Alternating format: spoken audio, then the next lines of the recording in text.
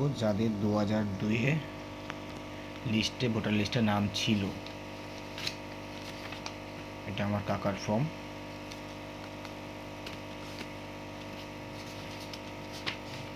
Same জন্ম তারিখ voter কার্ডে যা ছিল সেটা লিখতে হবে, আধার নাম্বারটা দিতে হবে, মোবাইল নাম্বার যেটা রেজিস্টার করা আছে সেটা দিতে হবে, পিতা নাম দিতে হবে। আমার দাদুর নাম রাসবিহারীতে।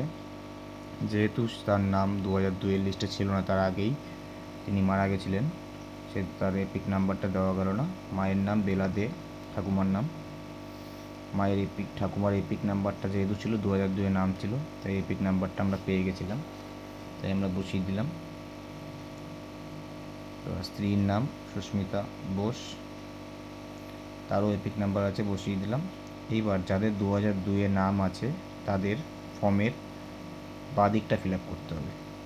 নির্বাচকের নাম মিন্টু দে, এপিক নাম্বার যেহেতু 2002-এ নাম ছিল, পুরনো এপিক নাম্বারটা বসিয়ে দিলাম লিস্ট দেখে। এই লিস্টটাও দেখিয়ে দিচ্ছি আমি। মিন্টু দে এপিক নাম্বারটাই এখানে বসিয়ে দিয়েছি। আত্মীয়র নাম মা বেলা দে, নাম ছিল ভোটার লিস্টে পুরনো 2002-এ। সম্পর্ক মাদার, জেলা নর্থ 24 পরগনা, ওয়েস্ট বেঙ্গল। বিধানসভা ক্ষেত্রে সেম, বিধানসভা ক্ষেত্রের সামনের পেজটা নিতে হবে।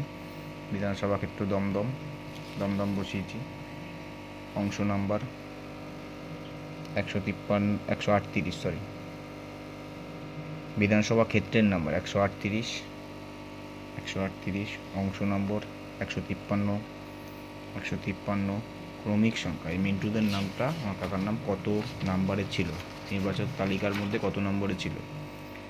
মিন্টু দে 512, এখানে 512 বসিয়ে দিয়েছি।